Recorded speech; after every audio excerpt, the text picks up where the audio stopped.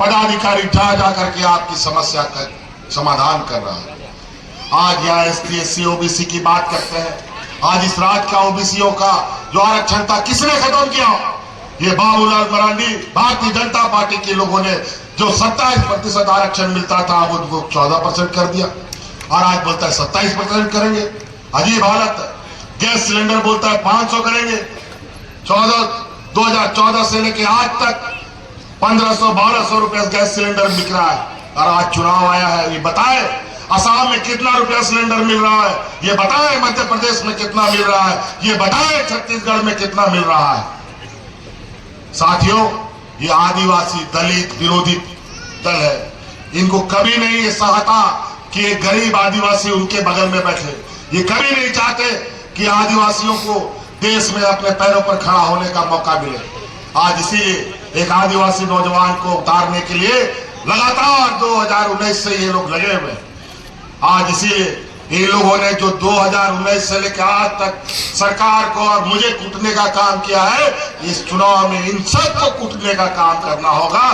चुनाव के मतदान के माध्यम से पूर्ण बहुमत के साथ हमारे मनोज चंद्रा जी को जिताने का काम करना है, फिर सरकार बनाने का काम करना है। इसीलिए साथी 2 नंबर ईवीएम मशीन में चुनाव चंद्रा जी का महागठबंधन का तीर धनुष छाप है। इस तीर धनुष छाप से लड़के लिया झारखंड, लड़के लेंगे अधिकार के साथ आपको ये वोट करने का काम करना है। बातें बहुत है साथी, अभी और बहुत लंबा कार्यक्रम है। यहाँ से अभी हमें कुल्हान जाना है, कुल्हान से फिर हमें रांची आना है। बहुत कम समय है, मौसम भी खराब हो रहा है। इसीलिए याद रखिएगा, ये लोग हिंदू मुस्लिम करेगा, अगड़ा पिछड़ा करेगा, घुसपैठी करेगा, बेटी रोटी माटी की बात कर रहे हैं। बेटी की क्या बात करेंगे? याद कीजिए बिल्किस बानो का केस गुजरात में 25 लोगों ने उसके साथ सामूहिक बलात्कार किया। सुप्रीम कोर्ट ने उनको सजा दे दी और चुनाव में ये भारतीय जनता पार्टी के लोग पेरोल में उनको चुनाव में बाहर छोड़ देता है। अंततः सुप्रीम कोर्ट के आदेश पर फिर से उनको जेल में डाल दिया जाता है। यही राम रहीम जो रेप के कांड में सजा भुगत रहा है, उसको चुनाव में छोड़ दिया जाता है और चुनाव जीतने का ये लोग काम करता है। बेटी की बात करते हैं और माटी की बात तो दूर। आज यहाँ पर विस्थापन किसका होता है? आदिवासियों का, दलितों का। यहाँ हंसदेव जंगल जाके देख लिए छत्तीसगढ़ में, अपना व्यापारी मित्रों को लोगों ने वहां पर खदान दे दिया। आज जंगलों से आदिवासियों को उजाड़ा जा रहा है। जो विरोध कर रहा है उसको नक्सल बना करके जेल डालने का काम किया जा रहा है। इसीलिए साथी बातें बहुत है, इनका एक एक सवाल का जवाब देने के लिए हमारे पास जवाब है, लेकिन समय कम है। अब आप लोग को जवाब देना है। 5 साल आप लोगों के लिए हम लोग रोए गाए हैं। आज कोरोना में हम लोगों ने आपको बचाया है और इस कोरोना में आपको बचाने के लिए हमें बहुत बड़ी कीमत चुकानी पड़ी है। हमारे हाजी हुसैन अंसारी साहब शहीद हुए, हमारा भाई जगन्नाथ महतो आज की सेवा करते करते शहीद हुआ, तब ये राज्य की जनता बचा है। इसीलिए साथी आप लोगों को इस बात को याद रखना होगा। ये और आज पूरे राज्य में एक ही आवाज गूंज रही है, फिर से इस राज्य में आबुआ दिशो आबुआ राज, आबुआ सरकार आएगा। हम लोग इस प्रचार में गांव-गांव, पंचायत विभिन्न जिलों में, विभिन्न विधानसभाओं में कार्यक्रम करते हुए आज आपके बीच में आए और ये कहने आए हैं कि वोट मांगने हम लोग अधिकार के साथ आपके बीच में आए हैं।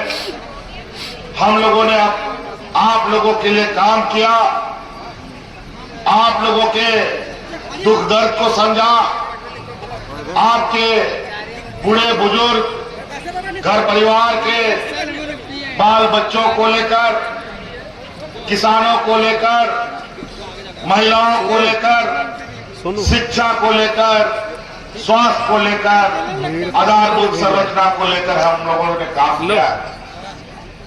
हम आज इस पिछड़े राज्य में, जहां हमारे अधिकतर लोग गांव देहात में बसते हैं, उनकी गरीबी हमसे छुपी नहीं है। राज अलग हुए 20 साल, अभी 25 साल होने जा रहा है। 20 सालों तक हमारे विपक्ष के लोगों ने इस राज को हाँकने का काम किया, लेकिन आलम 20 वर्षों में यह हालत इन लोगों ने कर दिया था कि डबल इंजन की सरकार में लोग हाथ में राशन कार्ड लेकर के भाग भाग करते हुए मरा था। और आज फिर से ये वोट मांगने आए हैं। ध्यान रखिएगा, ये लोग वोट सिर्फ और सिर्फ अपने पेट भरने, अपने पूंजीपति साथियों को मदद पहुंचाने के लिए वोट मांग रहे हैं। यहाँ के खनिज संपदा पर, यहाँ के जल जंगल जमीन पर इनकी नजर है, जहां अपने बड़े पैमाने पर व्यापारियों को स्थापित करना चाहते हैं और हमें विस्थापित करना चाहते हैं। और आज ये गरीबों का, आदिवासियों का जल जंगल जमीन बचाने की बात एक जुमलेबाज की तरह बड़े बड़े मंचों से बोलते हैं, बड़े बड़े नेता बोलते हैं, देश के गृह मंत्री, प्रधानमंत्री तक बोलते हैं, लेकिन आप ये देखिए कि आपके इसी चतरा जिला में कि कितना बड़ा पलायन, कितना बड़ा विस्थापन इन लोगों ने कर दिया है। आज यहाँ माइनिंग कंपनी वाला कौन यहाँ का चतरा जिला का व्यक्ति है जो यहाँ पर माइनिंग का ठेका लिया हो या माइनिंग का मालिक बना हुआ हो? आज इसी तरीके से इस राज्य में उद्योग लगाने को लेकर, खनन करने को लेकर ये अपने व्यापारी मित्रों को यहाँ बैठाना चाहते हैं और यहाँ के आदिवासियों को, यहाँ के मूलवासियों को बेदखल करने का इनका एक सोची समझी षड्यंत्र के तहत ये धीरे धीरे आपके बीच में घुस करके हमें बिखरने का प्रयास करता है और हमारे वोट का बिखराव करना चाहता है। ये लोग एक तरफ पूंजीपतियों की पूरी जमात, दूसरी तरफ आदिवासी, दलित, पिछड़ा, अल्पसंख्यक समुदाय की जमात खड़ी है, जहां पूंजीपतियों के बीच और गरीब गुरुआ लोगों के बीच में ये चुनावी जंग है। ये आपको देखना होगा कि आज हमने किस तरीके से कोरोना का जंग को भी लड़ा और किस तरीके से भाजपा के लोगों के षड्यंत्र को भी हम लोगों ने चुनौती कर्जा लेने जाते हैं। गरीबी पूरे राज्य में एक कुंडली ऐसा मार के बैठा है, पता नहीं कब घर से निकलेगा। हम लोगों ने यह संकल्प लिया है, फिर से सरकार बनाएंगे और अगले 5 साल के अंदर इस राज्य में गरीबी को जड़ से निकालने का हम लोग काम करेंगे। और इसका पहला कदम आज इस राज्य में हमारी महिला दीदियों को महिला सशक्तिकरण पर हम लोगों ने काम किया है। आज इस राज्य में 3-4 महीने से राज्य की सभी महिलाओं के खाते में 1-1 हजार रुपया जा रहा है। हम जानना चाहते हैं यहाँ पर महिलाओं से कि आपके खाते में पैसा जा रहा है कि नहीं जा रहा है? आवाज दीजिए, जा रहा है? चलिए, बहुत बढ़िया। और हमने संकल्प लिया है कि हम फिर से सरकार बनाएंगे, अगले 5 साल के अंदर आप लोगों के गरीब गुरुआ लोगों के खाते में 1-1 लाख रुपया भेजने का हम काम करेंगे। और इसका पहला पड़ाव, इसका पहला कदम अभी ये दिसंबर में ही आपको देखने को मिलेगा, जो हमने सरकार में पारित करके रखा है। जो 1,000 रुपया आपके खाते में जा रहा है, वो 1,000 रुपया बढ़ करके 2,500 रुपया होने जा रहा है। धीरे धीरे 5 साल के अंदर जो आप छोटे छोटे चीजों के लिए आप उधारी मांगते हैं, पंचा मांगते हैं, वो सब बंद हो जाएगा। आप अपने पैरों पर खड़ा होंगे। इसी तरीके से आपके बोझ को हमने अपने कंधे पे लिया। आज आपका बिजली का बिल माफ हुआ कि नहीं हुआ, बताइए?